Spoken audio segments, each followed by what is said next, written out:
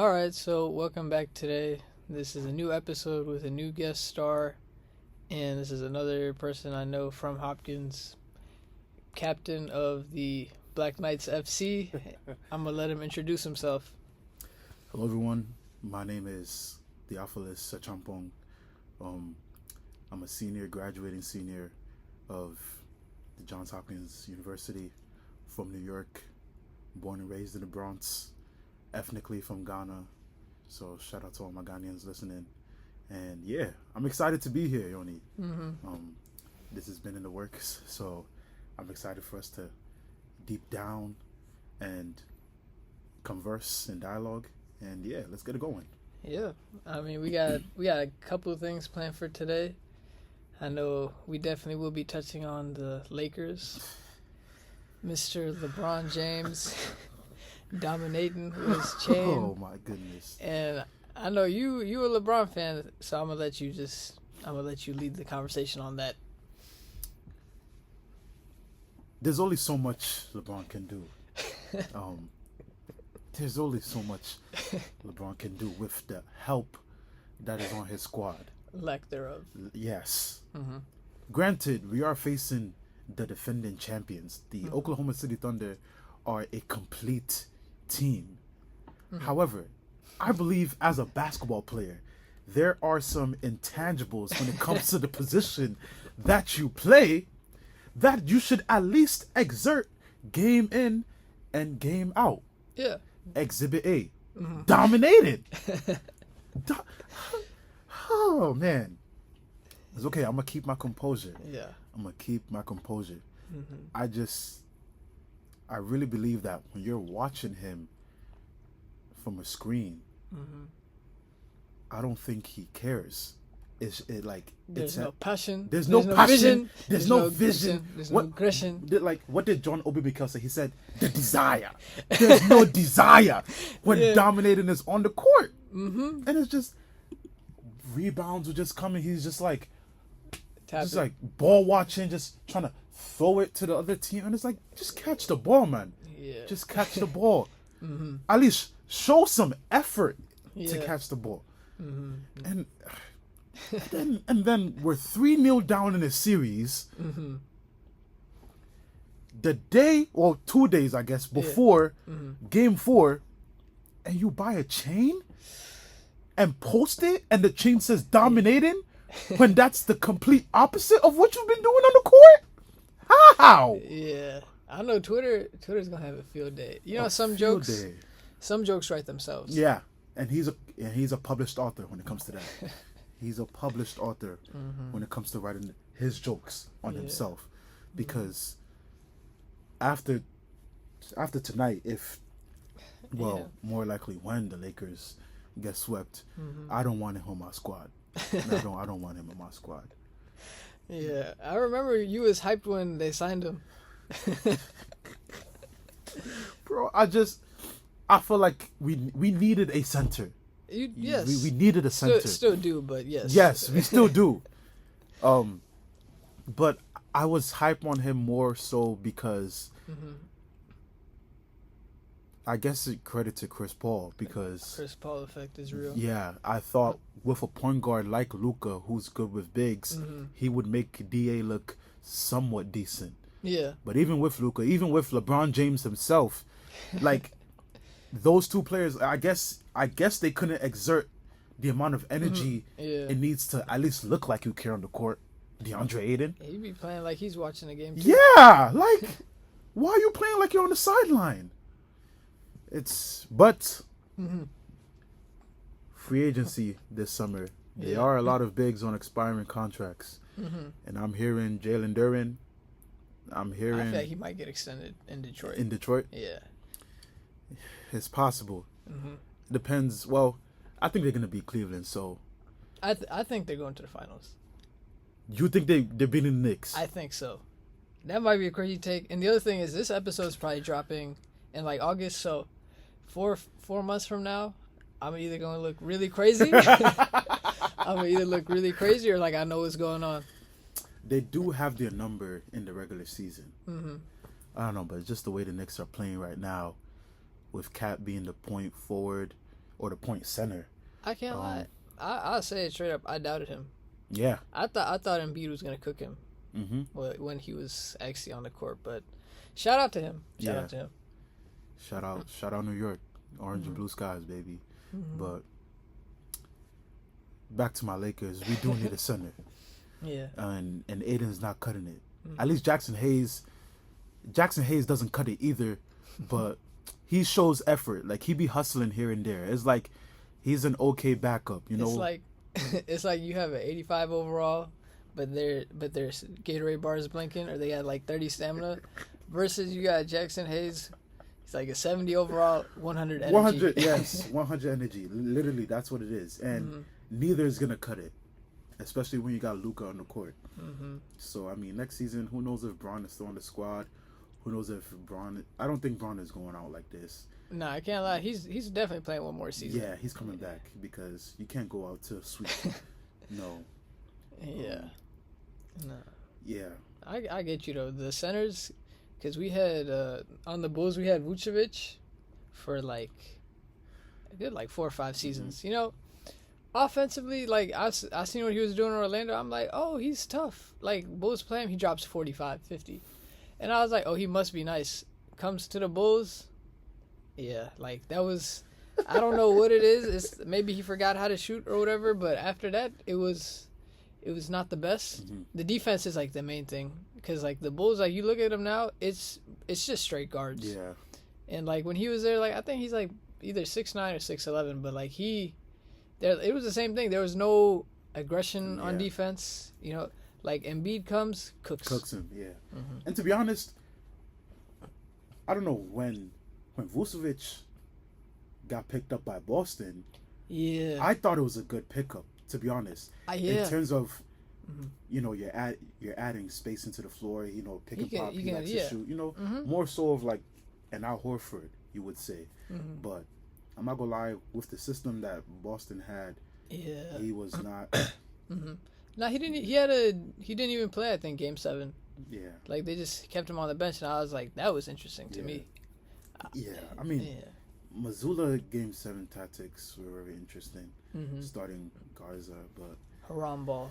I think, I feel like he overthinks himself. He just be doing too much. Yeah, it's like he just be gambling his aura. Yeah, that's what he be doing. Like, because I thought they could have won the chip before, and then they were up 3-1 on Philly. I was like, oh, it's over with. And then Embiid just wants to be healthy, you know. Came back Game 7. They got beat. But then he seen the conference finals coming. He was like, I'm out. That's the thing. I feel like Philly just had to beat Boston. Like, that was their chip. Yeah. You know? Us, Lakers, we just had to get out the first round. Because no one OKC, we're not going to be OKC. So, hey, we had a good season. They got the little posters up. Thank you, fans. See you next season. Yeah, man. But we'll see. We'll see what happens with everything. If Bron leaves LA, I don't know how that's gonna look. Yeah. Let me ask you. You think Austin Reeves is the man to play alongside Luka? In terms of extended, you've already extended Luka. Yeah. Austin, obviously, free agent this summer. Should Lakers take that chance and not even max him out, but give him the money that he deserves? I can't lie, he's definitely getting a lot of money. Like, I feel like there's other teams that are throwing money at him. I mean, in all honesty, like, no disrespect to the Lakers. Outside of Bron, Luka, Austin Reeves, who else are you going to extend on that team? Yeah. I can't lie, dominating? Hell no. He not. Maybe Marcus Smart. I feel like Marcus Smart has revived his career, but you can only give him so much. Yeah. But I feel like you would have a pretty good duo with Austin Reeves and Luka. The defense is a whole nother story. Yeah, that's what people say. If you're a star player, you could be a defensive liability. Yeah. Because as in Luka, he's still gonna drop 40. Yeah. But your two backcourt players Mm-hmm. both being liabilities. Like, look at Game 3 versus OKC. AJ Mitchell was picking Austin Reeves every possession, getting him after that pick and roll. Mm-hmm. And I think that's like one of the main like points against Austin Reeves that I've heard, where like he's like the third option, but he can get like second, first option buckets. Yeah. So it's like when you kind of have like the third best defender on him, then it's like, oh, then of course he's gonna pop off. But when you force him to become like a second option, it's like, can he, handle that pressure? For sure. So, I mean, by the time this drops, I guess we'll see what would have occurred. But I'm really looking forward to what. You think he leaves LA? Deep down, I hope not. AR-15. Because I just feel like he's gonna, if he goes somewhere, he's just gonna be killing. Yeah. No, I can see that. Because he started off the season hot. Yeah.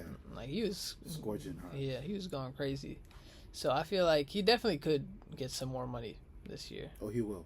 Lakers. He's still young. So. Yeah, the Lakers, I can't lie, they low-key just traded for Luka just to turn into the Mavs, if we're being honest. Bron's gone. Austin Reeves and Luka would probably just be him and Kyrie all over again.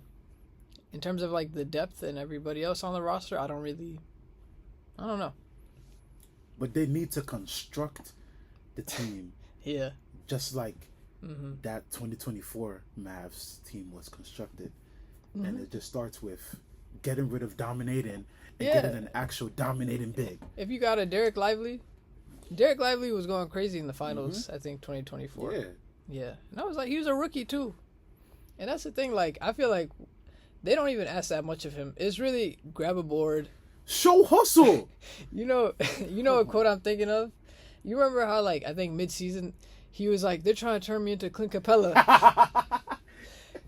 And then Clint Capella fried him. Yeah. He said, you got two of the, oh my goodness, what did he say? I forgot. You got two of the greatest facilitators on your team, and you still can't get no buckets. Nah, because Clint Capella, he'd be getting like 15, and no disrespect. He didn't have like the technical, like he wasn't like a skilled big man, but he did his job. It's just the hustle. Yeah. It's just the hustle. The desire. You need to have the desire. Like, them elbow jumpers, it's pretty. It's pretty when it goes in. When it's not, that's not going to cut it. That's not going to cut it. Not in L.A. Yeah. Not in L.A. Yeah. Like, L.A., we've been predicated on having our star guard and our star big. Look at the times in the past.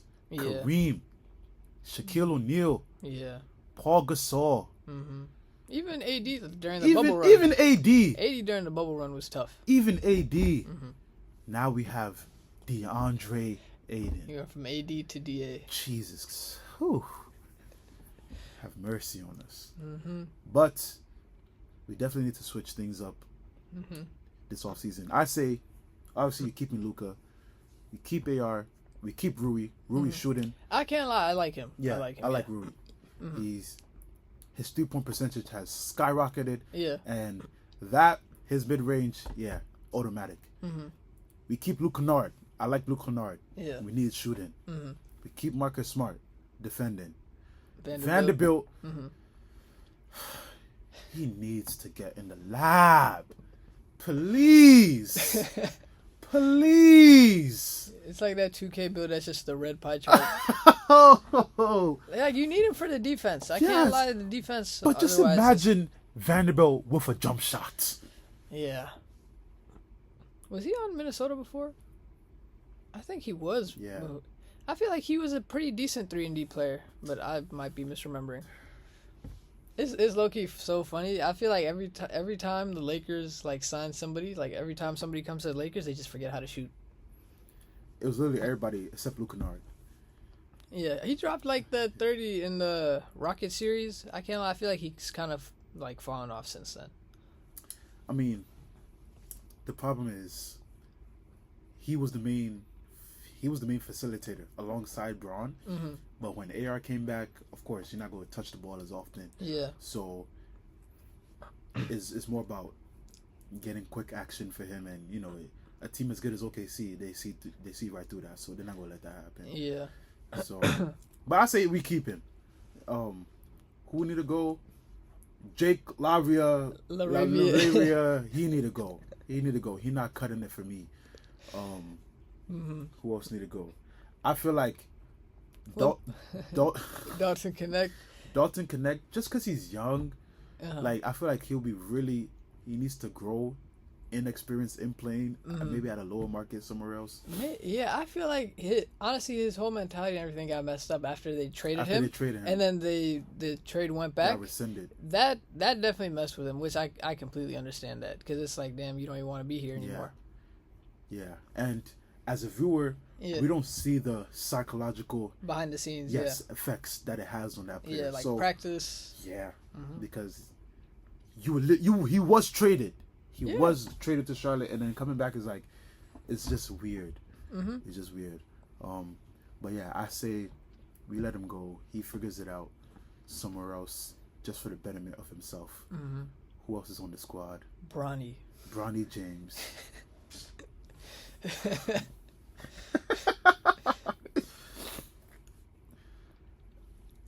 I say we keep him, just because his pops is still on the squad. If his pops leaves to Cleveland or wherever, I feel like he'd sign. You know, like how they have like the 1 day so you can retire with the team. But I feel like he'd end in a Lakers jersey. Yeah, you talk about Bron? Yeah. We'll see, but I think Bronny's gonna be wherever his dad goes. So he's retiring next season. Yeah, I think so. I think next season is his last. Damn. It's sad. As a LeBron,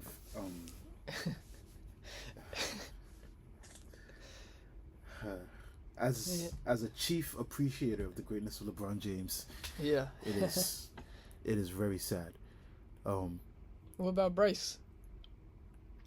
Bryce should spend all 4 years in college. Let him be. Bryce versus DeAndre Ayton to 21. Who you got? Bryce is frying DA. 21-0. Oh man, but next season is gonna be interesting. I can't wait to watch this back. Yeah. When it drops in like August. Yeah. After most of the things have developed, so we can see how much we was right. Yeah. So wait, who do you think is winning the chip? I hate to say it. OKC is too tough, bro. I don't want them to win. I don't either. I don't think they're winning. I don't want them to win, but I think the team is just too complete, and everyone just plays on a level of consistency night in and night out that is just so aspiring to watch if you're a fan, but it's so gut-wrenching to watch if you're an opponent. It really is so annoying, I can't lie, because like it'll be the 11th man on the bench drops 20. Cooking! Yeah. AJ Mitchell was cooking us! 24 and 10. No turnovers. That was insane. And half of those points was in the fourth quarter. Yeah. One day it'll be AJ Mitchell, another day it'll be Isaiah Joe. Sidestep, boom, water. Sidestep, boom, water. Oh my goodness. Another day is Carson Wallace. Another day is Caruso and Dort locking up their matchups. And it's just the level. It's annoying. Yeah, it really is annoying. And then you realize they got like 10 draft picks coming up too. Yeah, but I think they're gonna win. But who I would want to win, but I don't think they're gonna win either. If New York gets a chip, I know the city will go the crazy. City will burn down. Like Philly with the Super Bowl. Yes. Oh yes, but the city will burn down because not having a chip since what 73. Yeah, that's or 53 years. Yeah. Since the Walt Frazier in them days, I think it will be insane. The Mm-hmm. vibes in New York, and I Yeah. will be there. It's funny. I've heard so much New York Knicks slander. Like it's honestly so funny. Like they get talked about like a poverty franchise, like the Hornets. Uh-huh. That's how they get talked about. I mean, we've come a long way. Let me speak as a New Yorker. The Carmelo days. Yeah, the Carmelo days. Let's even fast forward a bit. The days of Tom Thibodeau Yeah. running his starting lineup to the Now y'all to know. the max. Yeah, we had Thibodeau. Yeah. Yeah. But Mike Brown coming in, we see. I mean, the season was up and down for the New York Knicks. Mm-hmm. They won the play-in, or not the play-in, what's the tournament in Vegas? Yeah, the playing. Oh no, not the playing. Wait, what's it called? The mid-season NBA Cup. NBA Cup. NBA Cup. Yeah. I did not think they were gonna win that. I thought they were losing to the Spurs. Yeah. I think the team is complete. Mm-hmm. The team is complete. I think it's all about that form of consistency from all the guys that Mike plays. That 11-man rotation. Yeah. Yeah. You need Deuce. You need. Yeah, he's kind of tough. Yeah. You need Jose. You need Jordan. Mm-hmm. Clarkson. Yeah. Even what's his name? David Podik is that his name? Oh, the white guy? Yeah. I forgot his name. Yeah, I know who you're talking about. I think it might be Podik. I'm mispronouncing it, but that's my fault. Yeah. But my point is that bench rotation needs to be on all cylinders, just like in OKC. Yeah. Every game when they're shooting. In the Philly series, I saw yesterday that they shot 57% from 3. Yeah, that was crazy. I will say that's like, I don't think that's replicable. Like, you can't do that consistently. That was like a once. Like, it was insane. Every shot was going in. So, you're right. It's very difficult to replicate. However, they need to be at least striving to do so to even compete, because it's going to be tough. I think they're going to go toe-to-toe with Detroit, and I believe New York will get the upper hand, but OKC, Spurs, or even Minnesota, that's still tough. You're not gonna get much in the interior, so because they have size. Yeah. So you gotta shoot lights out. Yeah, I feel like I could see them beating the Pistons, like Cade and friends. Caning them. Yeah, Cade and them. Cade, I can't lie. Cade is so tough. Like, he is so nice with it. Yeah. I can't lie. He's smooth. He is. He's smooth. It reminds me of almost like a PG-esque. Yeah, like he's for real, like a 2K like creative player. Yeah. Like when you create like the big guard, 2-way playmaking, all that. He's tough. He's nice. With that though, like I feel like part of it is definitely Jalen Duren, because sometimes like he's definitely pretty good with like rebounding, finishing. Like he plays rough, like he like bad boy Pistons type thing. But if he's not really shouldering the offensive load, then Cade he gets tired. Denise Jenkins has kind of been tough. I can't lie. He was hooping. Yeah, he's hooping against the Cavs. Even in Cade's absence. Yeah, he was cooking. Yeah, and then Tobias Harris, he's looking like the Tobias Harris Philly was signing a while ago. I guess it just boils down to how collective, how much of a team can show up wholly collectively. Yeah, if you get what I mean. I get that. Yeah, because you can't have like, if it's just Cade showing up, it's quiet. Yeah, it's not gonna work. But like even if you get like half of like the roster to show up, not even like they don't have to play like amazing. They could still win without them all being like amazing. But it definitely takes like some of the pressure off Cade to have to do everything. In terms of the West, I don't want OKC to win. I don't want them to win, but I don't know what it is. I feel like somewhere or somehow the Spurs are beating OKC. Spurs or Timberwolves, I don't know, but I just know I don't want them in the finals. I feel like something's gonna happen because Jalen Williams has been out this whole time. Yeah. And I mean, I think he'll be back next series, but I don't know. I feel like the one thing about OKC is like I feel like they're really cocky sometimes. Like the arrogance kind of gets to me. I feel like that might be something that kind of causes them to maybe not repeat. I like the Spurs. They're ethical. Yeah, the whole season, people mention, the Spurs are ahead of their time. They're ahead of schedule. Mm-hmm.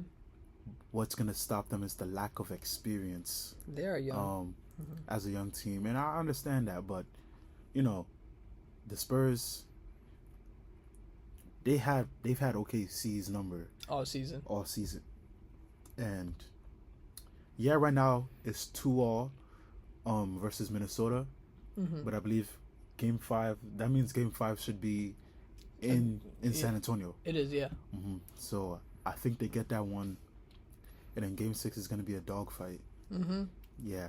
Regardless, whether in 5 or in 6 or in 7, I see San Antonio coming out. Mm-hmm. And then it's going to be San Antonio versus OKC.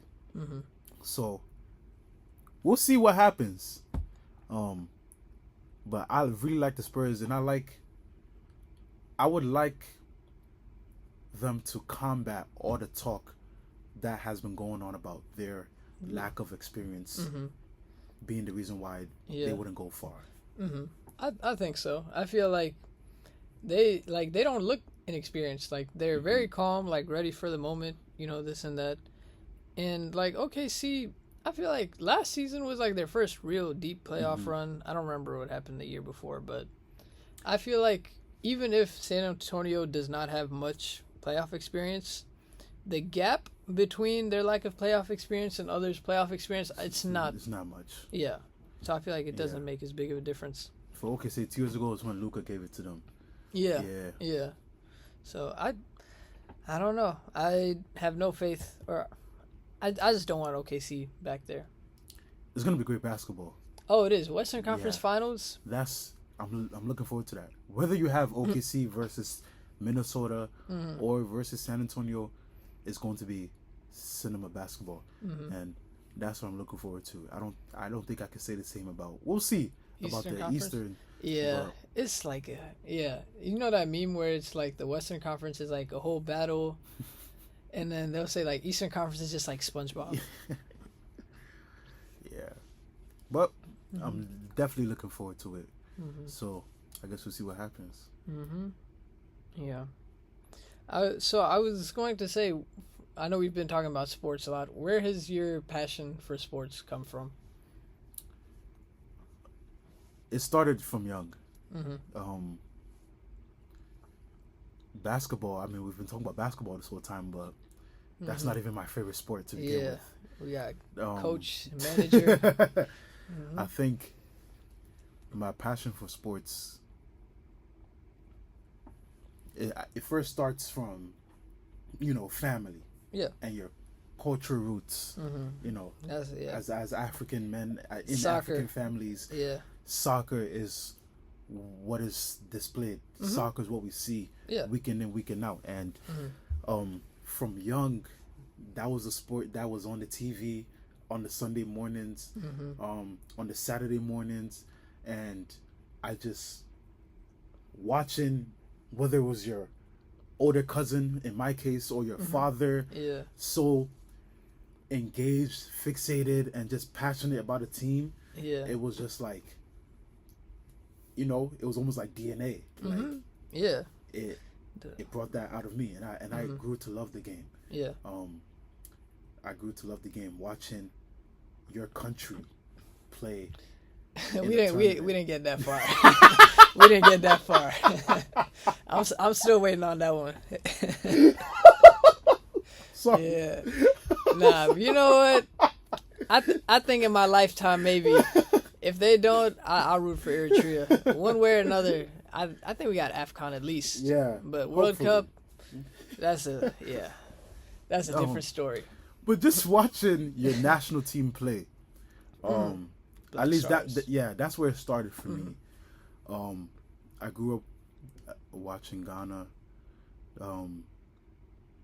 whether it was AFCON or just friendlies or, the World Cup in 2010, and I just that Luis Suarez, yeah. Ever since that day, I cried to sleep that day. I won't lie. Yeah. And ever since that day, it's been like what, 16 years or some. Yeah, I've never been able to watch the highlight again.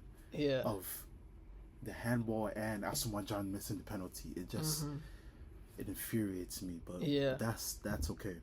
Luis Suarez is not safe in Ghana. He's not, for sure. But yeah, that passion definitely stems is culturally rooted. One of my favorite players, his name was Michael Essien. He played for Chelsea. So watching Ghana, when I saw that players in my national team were playing for big clubs in England, I was like, holy. So I used to watch Essien ever since I was maybe 8, 9, playing for Chelsea while he was there. So that's what made me, to this day, support and have that kind of love for Chelsea FC. If I speak about Chelsea now, we might be here for another 2 hours. Yeah. So I'm not even gonna touch there because that's just another can of fury. Yeah. But to answer your question, my love for the game is been culturally rooted, and that on top with a personal appreciation for the game. That's why every time I step on the field, it could be anything. I give glory to God, and then I give my all. You know, that's why I love playing soccer. I played throughout high school, captained my team, came over here. We had intramural soccer, Black Knights FC. It was a good season. It was a good season. And over the years we've had up and down seasons, but this one was really special to me. Of course, terrible way for us to go out. But as much as football heals, football hurts. It does. Just so y'all know, we lost a last minute winner. Came out of nowhere, to be honest. I can't lie. It's been I think it's been a month. I've already blocked it out of my head. I've suppressed it. It's tough. It was tough. But you gotta accept the wins and the losses. So just even being able to lead on the field, being able to, encourage others on the field, being able to lead a squad, play, it all boils down to that initial initial passion. Initial passion. Viewing other people and what soccer did to them, and I saw that soccer is amazing. And so I resonated with the part. It's kind of it feels kind of patriotic in a sense. You have a sense of pride in your country, the people. I'll tell you straight up, the only time I've really had that same pride when it comes to the athletics is whenever the Olympics come around and they're it's time to do the distance running. They fly all the way over there for those 4 or 5 events. I'm there. I'll turn the TV off because the runs are 40 minutes. I turn it on in the last 5 minutes. I'll be like, oh yeah, get on the podium, and that is my Olympics. Nah,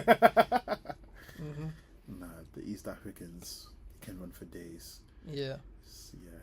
I like the Olympics.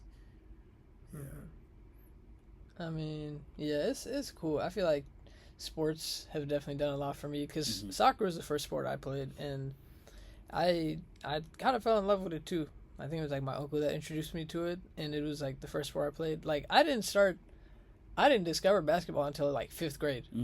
And that was I was at a public school, and then I transferred to a private school. They had a basketball hoop and everything, so I was like, oh, let me give this a try. I could not shoot at all. My form, I was also really short and undersized. So when I started hooping, I only played knockout, and I would shoot granny style because I couldn't generate enough force to lift the ball up. And then after, I would start shooting you know how like Lonzo puts it to the side of his uh-huh. head? I would like whip it like that, like a catapult. And then eventually I figured out how to shoot. But like, I've had people say I shoot like Sean Marion because my form just looks kind of funny. You know. Sean Marion, like, Mm-hmm. one time, one time I really decided to like sit down and watch his highlights. Yeah. And it's actually amazing how much his shots were going in with that form. Yeah. But yeah, to speak on your point, I didn't start watching basketball till like 2012, 2011. Mm-hmm. That's when it was D Rose MVP. yeah. Mm-hmm. Yeah, Yeah. that might have been my first season. Mm-hmm. And then Braun. I despise him so much. In Miami, in Cleveland, like Braun, like 2010, 11 to like 20, I say like 2017, 18, like I was like, why is he this good? Like I actually despise him so much because we would literally like the first season, like we had the best record in the conference. It didn't matter how good we were. I was so hyped as soon as I seen Braun come. It's over. Yeah. It like he's disassembled so many good franchises in the East because you look at that Bull squad, easily you take Braun out the picture, they probably have a chip. Yeah. Look at Indiana, Paul George, Jeff Teague, Lance Davis in them days. Yeah. You take Braun out, they have a chip. Even further, Oladipo, them days, that was a squad too. The squad that took Braun to 7. Two different versions of the same franchise. Exactly. Look at Toronto. LeBronto. Look at LeBronto. You take them out, that team definitely has a chip at some point. You know, so at least within the East, like I remember someone said if Stephen Curry didn't exist, Braun would have like 9. That's not honestly that's not crazy because I feel like now the West is low key so much better than the East, but I feel like back in like the 2010s that the difference was not as big. It wasn't as big. The gap wasn't that drastic. Maybe that's because Braun was in the East. So yeah, when you go back, we'll see. We'll see. Yeah, I think like another thing too with sports is that like sports is how I've met like a lot of like my good friends, like closest friends, and it's definitely it makes it a lot easier to connect with people. I was wondering if you could speak on that. This is an amazing point. I'll tell you this. I graduated Johns Hopkins in 2 weeks. Well, like 10 days, 9 days, yeah. Oh wow, yeah. Oh wow, yeah. You're right. Holy, it's the the 20. 11th, Oh yeah. my goodness, 10 days. I keep saying 2 weeks. Is less. The first day I came to campus, we have orientation week, so you know, a lot of activities. I think it was probably like day 3 or day 4. Yeah. It was the first time, you know, like I can't remember how the news was spread, but it was this time we're gonna play soccer here. Pull up. Yeah. Cool. I was there, pulled up, met a lot of guys, and it was a big, you know, like maybe like AV8 or maybe it might have been 11. It might have been a full game. You had bench too? Nah, we didn't have a bench. But it might have been a full game. But it's so crazy because the guys I met for the first time, like some of them have been my closest friends throughout my years of Hopkins. Some of them have been really good men that I've met and stayed in contact with throughout my tenure here at Hopkins. And I always tell them, like, to think back to 3 days being here and I didn't know none of y'all. Yeah. But we were all playing soccer. And it was just like you could handpick. It was as if it was handpicked that these guys are gonna play in the soccer field, and it will be the first time they see each other, and then from there on, they're gonna start on this friendship of college, you know, and like it's so amazing when you think about that, which illuminates your point 10 times more that football unites people. Football can establish friendships and companionships that go beyond the game. You know, I've met some of my closest friends through soccer, even here at Hopkins. I mean, you know Jeff. Yeah. One of my good friends. That day, I was on his team, and you know, he had said something slick and tree, and I was like, "You Ghanian?" And he was like, "Yeah, my name is Jeff. Theo, nice to meet you." Then that was it. My downfall. You're done for Jeffrey. Yeah, shout out Jeff. And then from there, you know, but like I can list a number of guys I met for the first time on that field, and it's like looking back 4 years is like, damn, like who would have thought, you know? Yeah. So your point is 100% accurate that, you know, football, it brings people together, and that's just more so a reason why I love the game. You know, because yeah, the sport is great, but you know, there are things bigger than the game, and the game of soccer, it brings that. So I appreciate, you know, if any of the guys are listening to this and they remember that day, you know, I appreciate you all. It's now we're going into adulthood, so we all might not see each other as often, but I'm just grateful that the beautiful game of soccer could bring us together. Yeah.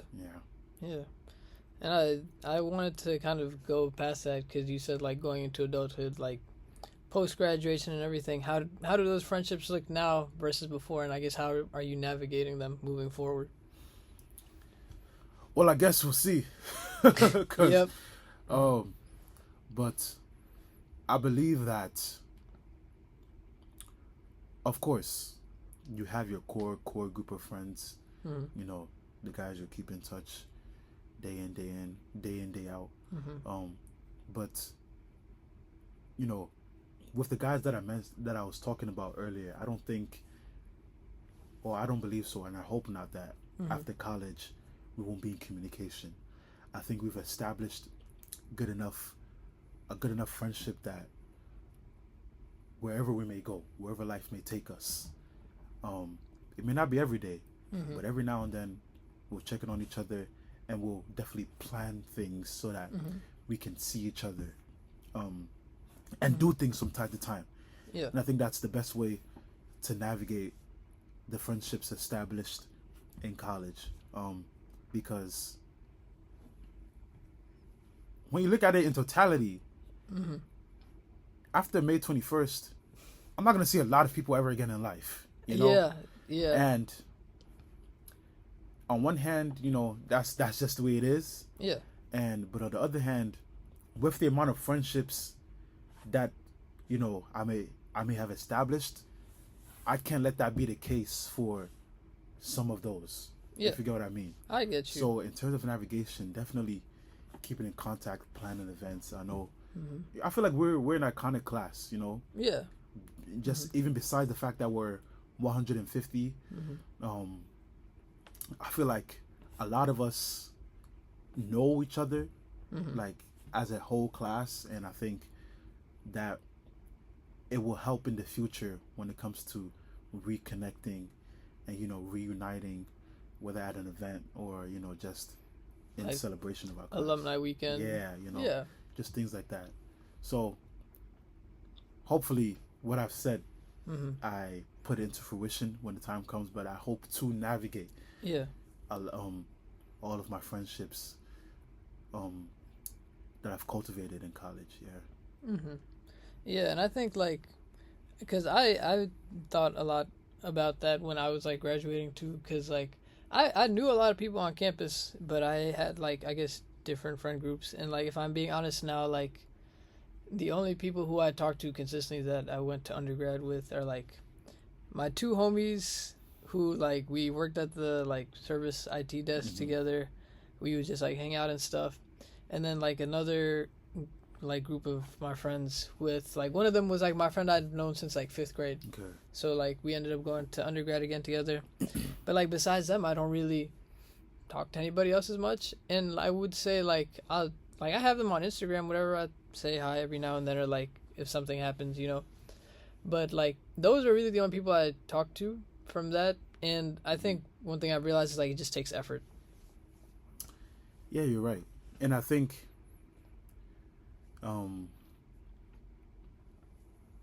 of course, it's not like I'm gonna be in conversation with everyone every day. But it does take some sort of initiative to be like, hey, yo, let me check in on this guy. You feel me? Yeah. You know, he was cool. You know, let me make sure he's doing well, because you never know what type of impact it may have on them. You know, yeah, I feel like I've had so many good people. I've met so many good people here for college to be the only reason I would be in communication with them. You know, I don't want that to be the case. So, of course, things happen naturally. Like, some people, like I said, you never go see them again. You never go talk to them again after college. That's just life. That's just the way it is.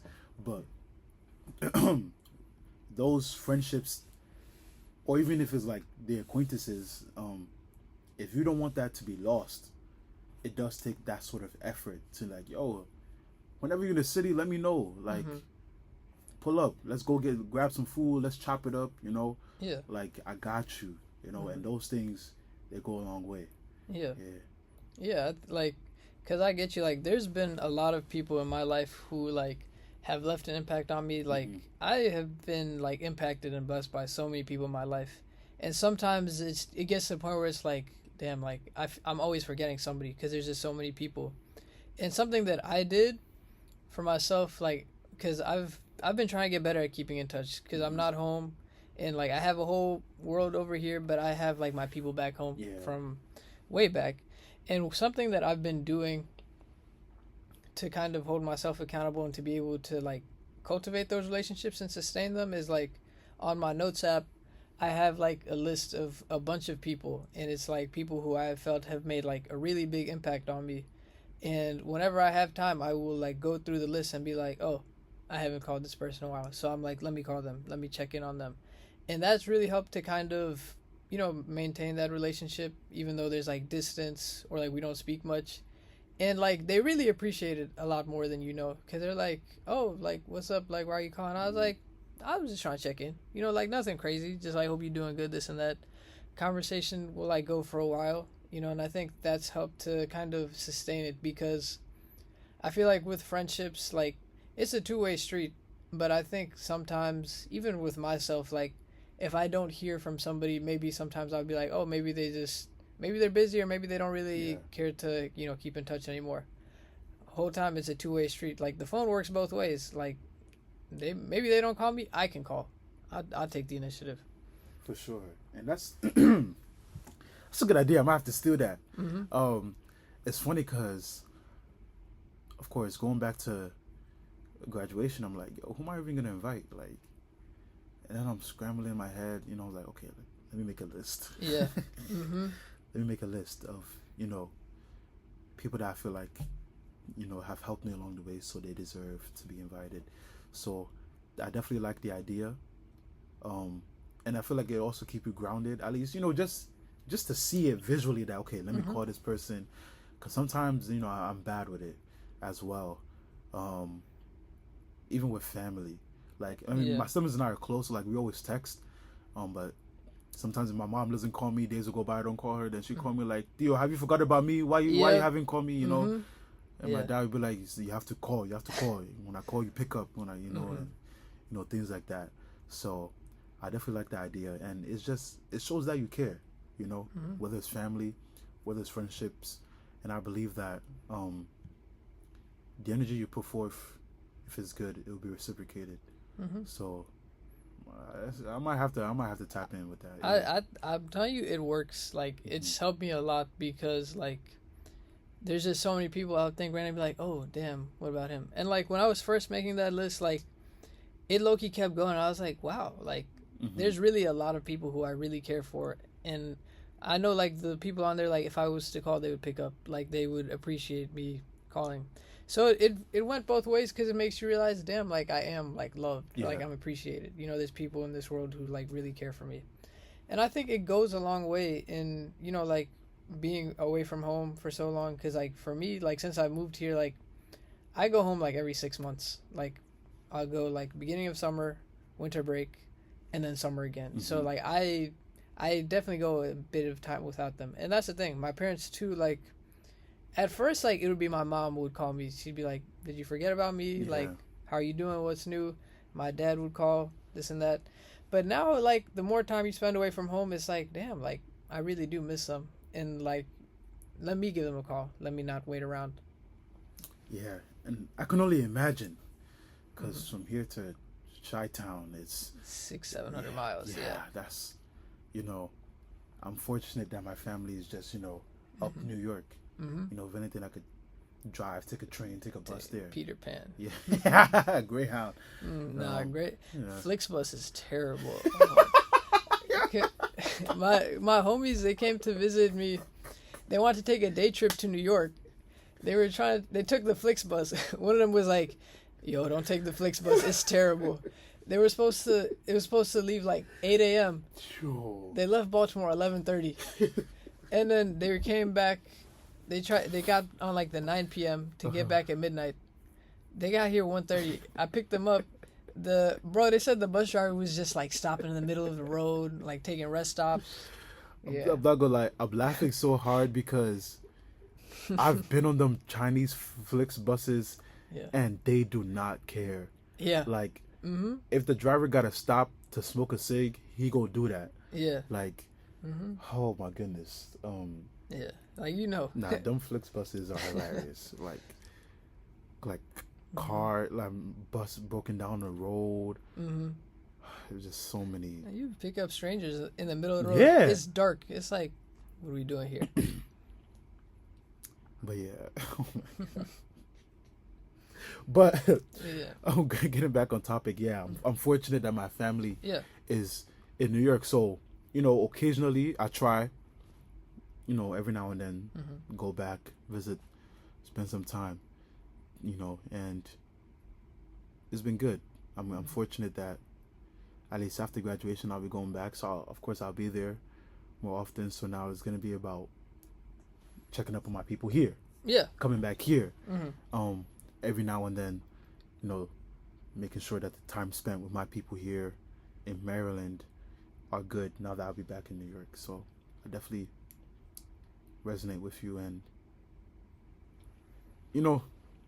family's important, friends important, relationships, whatever type of dynamic you have. So I think it's important that the people you do care about, you make an initiative, whether through texting, whether through phone calling, whether through visits, just to show that you care. Yeah. And I think because I'm going back home after I graduate, and I've been thinking a lot about how my relationship with my family, like my parents too, has changed. Like me and my sisters, we text, we try to keep in touch and everything. But with my parents, as somebody who lived at home for undergrad too, when I tell you I cannot wait to get out the house, I was so hyped, because after a while you get to the point where you and your parents may not see eye to eye on certain things, and then there's just butting heads and arguments and all that. And that was part of my motivation for wanting to get out the house, because I was I wanted my own space to be my own person. And that's kind of what I've been able to do over here. And now I'm damn, I miss them. I want to go back, because the other thing is with my siblings growing up too, my youngest sister, she's graduating high school now. Congratulations. Shout out. And it feels like life has been going by without me. I'm not there to see everything on a day to day. And when you see them every 6 months, you see the changes. You can just tell something is different. And I feel me going back now is something that I'm looking forward to, because it's just been I've just been away for a good 2.5 years, and life has been going on, and now I kind of want to be able to go back into that side. I like that. I definitely resonate with you. One semester I came, my brother was 5'8", still shorter than me, little kid. I go come back home, he's 6'1". I'm like, what the hell have you been eating and drinking? Yep. Like taller than me. I'm like, bro, get out of here. Yeah, You know. I don't got those problems. I got sisters. So you see the changes for sure. And going back to being under the roof of your parents, you know, it's interesting. Over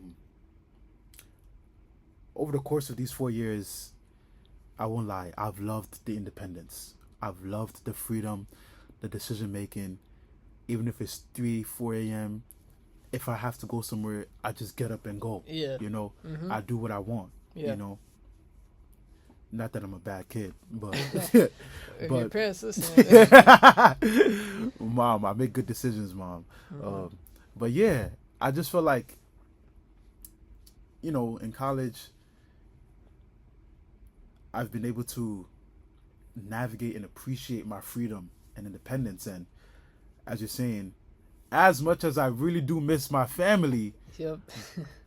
and I really love my family, my parents, going back as a college graduate, the age I am, into that fold, it's only going to be sweet for so long, you know? I'm telling you, like, I think it was like winter break, I was back. I was like, damn, I'm so happy to be back home. After a week and a half, I was like, this is why I'm not here. So it's like, I'm going back to live day in, day out there. Like, I got to tell these people when I'm going somewhere, I got to be like, because I know there's going to be times where we definitely don't see eye to eye. Yeah, And it's an like, adjustment. yeah, for sure. And it's like, hey, I've lived alone by myself for 4 years. Like, I know how to do stuff, you know? Yeah. So it's, I won't say bittersweet, because I don't think it's bitter to be living with my parents. But, you know, it's something that would be interesting, you know? Yeah. The dynamic of the family, me being back.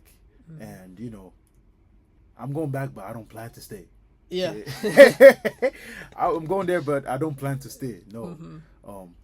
I gotta do what I gotta do in my gap year, apply, and then dip out again, because that's life, and I like my freedom. Yeah.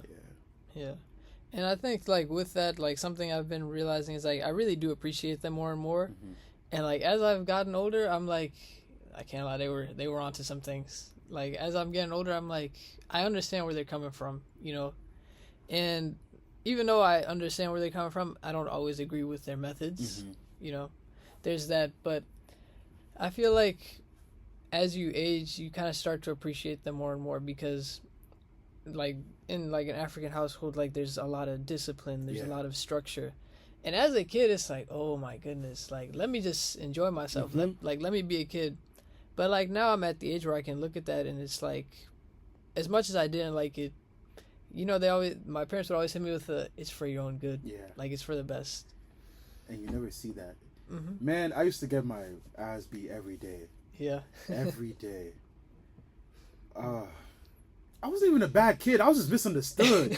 Like, oh my. That's the other thing. It was like, I'm a kid. How am I supposed to know that? Like, you know, but I believe, looking back, it all, like you said, it has shaped me into seeing things from a mature standpoint, and, you know, being able to rationalize and make good decisions. Because I believe if I was a kid growing up doing what I want, not being disciplined, I've seen what that does. Yeah, exactly. And whether here in college or even before, anywhere, I believe my decision making or my rationale would not be as up to par as it is now, because I would just be doing willy-nilly and, you know, falling into places and situations that I have no business being in. So shout out to my parents, you know. I guess they knew what they was doing for the most part. Yeah, you know. You know, but I believe it is important, you know, to have some sort of upbringing, and, you know, not everyone is fortunate with that, and that's life. So I can just be appreciative of what my parents were trying to do in raising me. Even though in the moment you definitely don't see it. Yeah. Yeah. But you see it later. Yeah. Like, one of the other things is, like, as I've gotten older, it's like, as I've seen my parents age, and it's like, oh, like, you're getting older too, then it's like, now I'm, like, more inclined to want to spend, like, more time with them. Especially because, like, as life goes on, like, whenever I decide to have a family, whenever any of that stuff happens, it's looking like a bit far off right now. But whenever that happens, and whenever I'm, like, out the house and I have my own life, it's like, it's harder then to even, like, be able to be around your parents. Like, you know, like, living with them, whether that's in the same area and all that. But it's like losing touch with them is, like, a different kind of situation than, like, others. I feel you.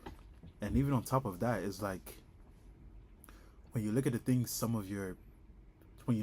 your parents were trying to implement, or the discipline, you know, it's like, you may be like, why?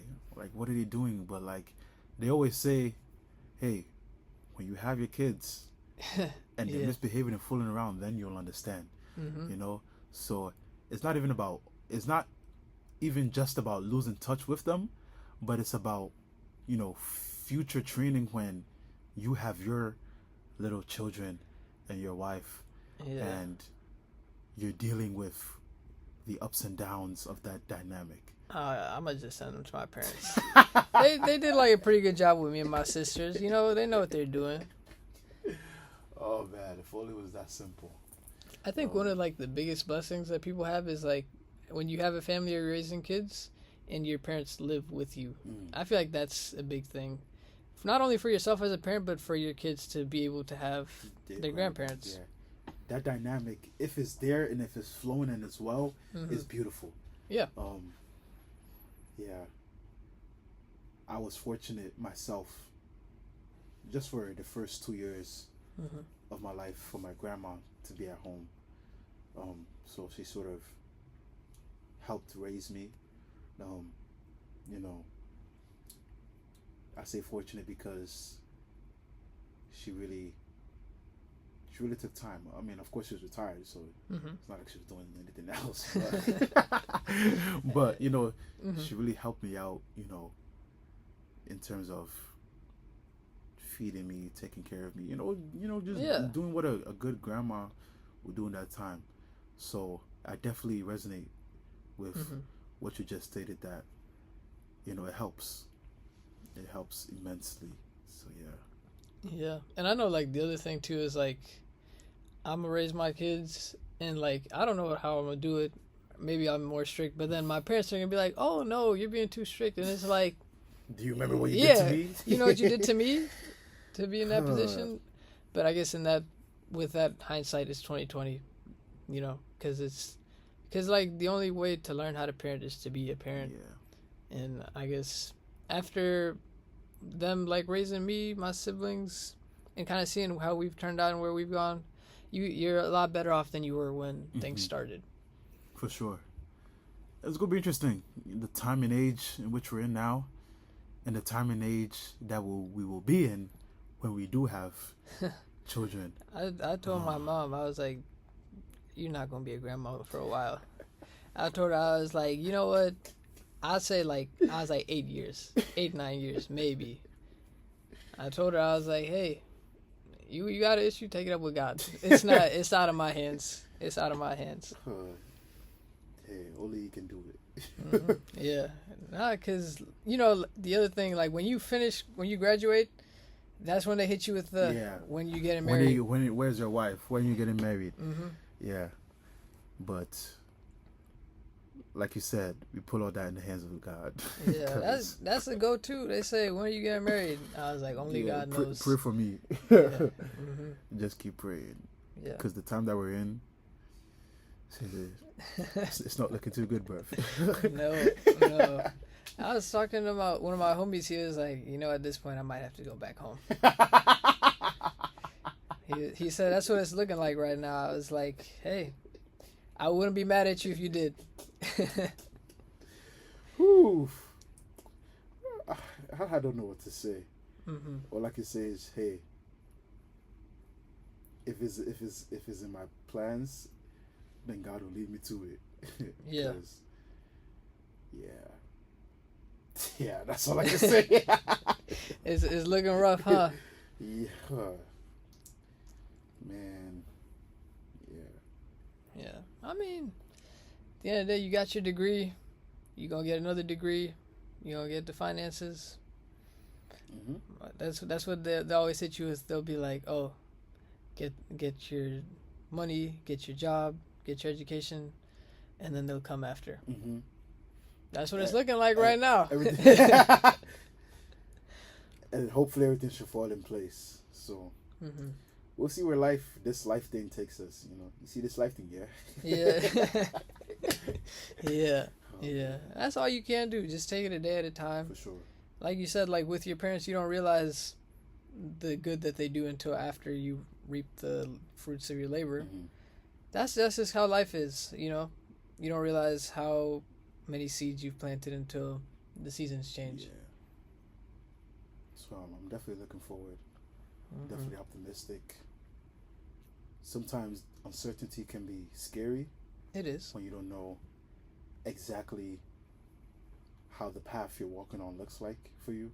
But you just gotta keep walking with your head up, knowing that if God is on your side, you're gonna make it out regardless. So that's what I'm doing. Taking things step by step, going with the flow. It's not a race. It's not a sprint, it's a marathon. Yeah, exactly. Yeah. So I do believe in that, in taking the time, taking the effort to execute each and every step in your plan, so that the benefits can come out strong. Yeah. So yeah. Yeah. I mean, that's the thing. Like, I guess the more you do this life thing, you kind of come to realize uncertainty is a reality. And if that's not a reality you're willing to accept, you're in for a rude awakening. You go mad. Go mad. Yeah. You can't have all the answers. That's just not how life is.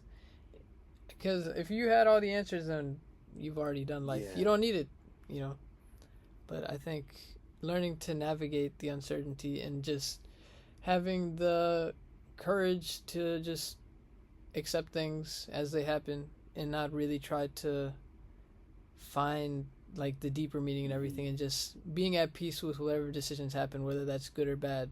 I feel like that is what makes life worth it. For sure. Yeah. I don't think I could have said that any better. So where do you want life to take you?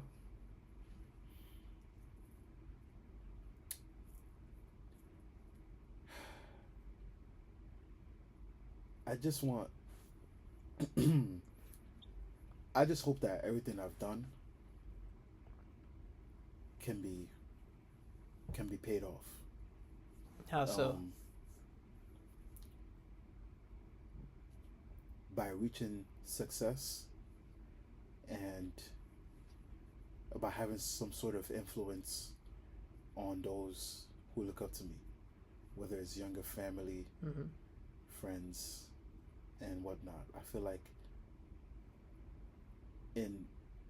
if I can do that, then I think my purpose in life will have been fulfilled. Career-wise, of course, I want to go the distance, but that's just one aspect, Going the distance with no influence, why? Yeah. So where do I want life to take me? Of course, I want to go to med school. I want to become a doctor. I want to have a family. I want to have kids. But through the journey, the interactions of people that I come across, my eventual spouse or whatever, my younger siblings who are looking at what I'm doing, the friends that I'm with, the brothers that I've made throughout the journey, I want all those people to be positively impacted by my actions as I am by theirs. Birds of a feather. flock together. Exactly. Mm-hmm. So if we're flocking together in the right direction, you know, sometimes people say, where are you going? Oh, wherever the wind takes me. I want the wind to take us in a place of prosperity, not in terms of wealth, even though, hey, I love money, but yeah, you know, wealth, a wealth of influence, you know, a wealth of, establishing something that can be long and, leaving some sort of legacy behind. Yeah. I resonate with that a lot. I definitely want to build something that outlasts me, like something that continues on even after I've passed. And I agree with what you said, because I think I don't remember who wrote the quote. Maybe it was Gandhi, maybe it was somebody, I don't know, but it was like the highest human act is to inspire. Yeah. And that's something that I've kind of sat on, because it's like, you know what, like maybe I live my life, or maybe I don't accomplish as much as I hope to do, or maybe I don't do as much, whether that's like I get the job or like I build something great, but I value myself based on what I can do for those around me, in a sense. And with that, it's like inspiration. Like, you know what, like maybe I'm not the best like hooper or a soccer player or whatever, but like if I inspire the next LeBron James, that's me. Yeah. That's me. Like I take joy in that, because I feel like with life, it's not something that you're meant to do on your own. And being able to kind of have a village around you, and with the village is that like your success is their success, like your failure is their failure. Like you never have to do it alone. So I feel that, like what you said, like being able to live your life authentically to yourself, but allowing the fruits of your labor to show for others, allowing for others to kind of, profit off of what it is that you've done, even if you didn't do it for yourself, being able to help others maybe uplift themselves or do things, or just inspire them to be better than yourself. I believe the concept of mentorship is so vital in life. I've had people who have been willing to help me over the course of my life, very key in getting to where I am now, and I just want to do the same. I know I'll come across even more people as life goes on that will have a positive impact on my life, and in knowing that I will come across those type of people, I want to be that type of person for others, whether it's family or friends, just like you said, the fruits of my labor showing forth, so that's something that's always on my mind, always on my heart, whether it's life or even in an activity like being on a soccer team, playing games, or just being in class with someone going through college. So yeah, I definitely want to help people, because I know people have helped me and people will continue to do so. So yeah. So how about paying it forward? Because I feel like in our time here on Earth, like over the span of everything, it is a short time, but the impacts that you can make happen, they can stay long after you leave. And I think with how humanity has been through time, nobody lives forever. Everybody is defined by what they can do in their life, but the things that you don't see is the influences in what they leave on other people, the imprints that you leave on other people's lives. And I feel like that's how we grow as people. A lot of times, like when your parents raise you, it is the imprint and the influence that they leave on you and what other people have done for you. So why would you not want to keep that going? 100%. Yeah. Yeah.